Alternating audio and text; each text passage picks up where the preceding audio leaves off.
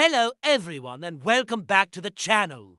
Today, we're dialing our time machine way back, over 3,000 years ago, to the year 1011 BC. Now, you might be thinking, what could possibly be so interesting about a random year so far in the past? Well, you'd be surprised. This was a pivotal time, a moment when ancient civilizations were either hitting their stride, undergoing massive changes, or teetering on the brink of collapse. So, grab your virtual excavation tools, because we're about to dig into a year that shaped the world in ways you might not expect. Let's start our journey in the Near East, in the heart of what we now call Israel. The year 1011 BC falls right into the legendary reign of King David. According to biblical chronology, this is roughly the 30th year of his rule. By now, David has consolidated his power, uniting the northern and southern tribes into a single,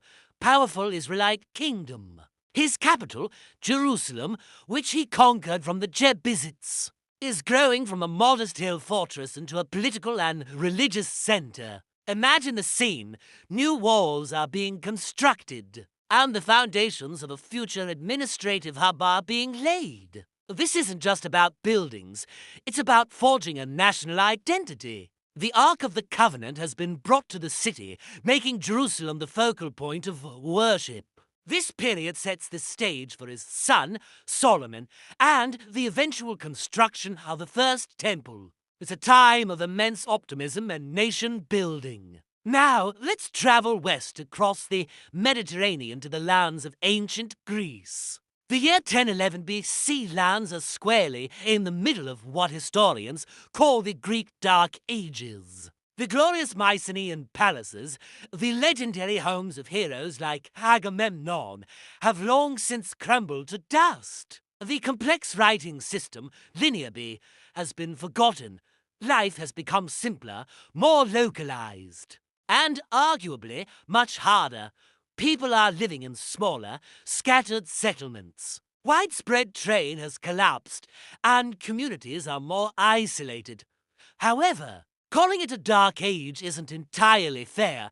It was a period of transition, not total stagnation. It's during these centuries that the foundations for the future Greek city-states, the polis, are slowly being formed. New dialects are emerging, which will eventually evolve into the Greek of Homer and Plato. Iron is gradually replacing bronze for tools and weapons. A technological shift that will have long-lasting consequences. So, while 1011 BC in Greece might look quiet on the surface, beneath it, the seeds of classical civilization are germinating in the dark. Let's head south to the mighty civilization along the Nile, Egypt. Round 1011 BC, Egypt is in the midst of its third intermediate period, specifically under the rule of the 21st dynasty. This is a far cry from the golden age of empire builders like Ramesses the Great. The country is politically divided. While a pharaoh, likely a king named Susans II, rules from the city of Tanis in the north, the powerful high priests of Hammon at Thebes effectively control the south. They have their own armies, collect their own taxes, and act almost as independent rulers. This division of power means Egypt is no longer the unified, dominant force it once was. Its influence in the Levant has waned significantly, which, incidentally, created the power vacuum that allowed figures like King David to establish their own strong kingdoms. For the average Egyptian, this political fragmentation might mean shifting loyalties and a sense of uncertainty. The grand tomb-building projects of the past are over. Replaced by a more modest and sometimes insecure existence, a shadow of Egypt's former glory. Now, let's journey further east to the vast lands of China. In 1011 BC, China is under the rule of the Western Zhou dynasty. This was a long-lasting and influential dynasty that had overthrown the previous Shang dynasty. The Zhou rulers established a system that would shape Chinese political thought for millennia. They justified their rule through the mandate of heaven. The idea that a just ruler had divine approval, but a corrupt or ineffective one could lose it. Around this time, the king on the throne would have been King Kang of Zhou. His reign, along with his father King Cheng's, is remembered by later Chinese historians as a golden age of peace and prosperity. The Zhou court controlled the central plains, but they governed the wider territory through a decentralized system. They granted land and titles to relatives and loyal allies, who in turn pledged military support and tribute. This feudal-like structure maintained stability and expanded Zhou culture. It was a time of relative calm, where rituals were observed. Bronze casting reached new heights of artistry, and the philosophical ideas that would later define China were taking root. What about the rest of the world? While written records from this exact year are scarce in many regions, we can piece together a picture through archaeology. In Mesopotamia, the region between the Tigris and Euphrates rivers, various city-states are jostling for power. The great Assyrian and Babylonian empires of later years are still in their formative stages. Aramean tribes are migrating and settling, changing the cultural and linguistic map of the region. Their language, Aramaic, would eventually become the lingua franca of the entire Near East. Over in the Americas, complex societies are thriving.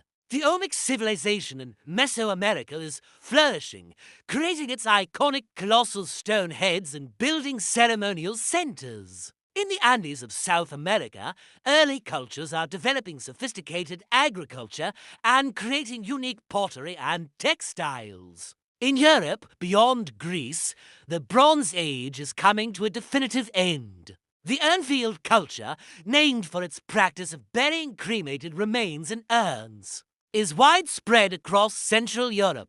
These were societies of farmers and metalworkers, living in fortified hilltop settlements and connected by intricate trade networks. Even without written histories, their artifacts tell a story of a dynamic and changing continent. So, let's bring it all together. The year 1011 BC was not a quiet, forgotten moment in time. It was a year of stark contrasts. In Israel, a new kingdom was celebrating its peak under a legendary king. In China, a dynasty was enjoying a golden age of stability. But in Egypt, a once great empire was fragmented, and in Greece, a civilization was slowly rebuilding itself from the ashes. It is a powerful reminder that history doesn't move in one direction for everyone at the same time. The rise of one nation often coincides with the decline of another. The silence of one region,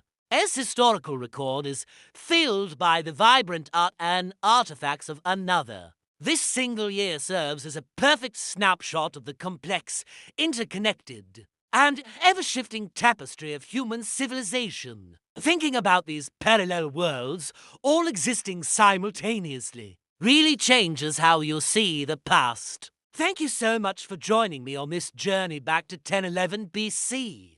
I hope it gave you a new perspective on the ancient world. If you enjoyed this trip through time, please hit that like button and consider subscribing to the channel for more deep dives into history. Let me know in the comments which year or era you'd like to explore next. Until then, stay curious.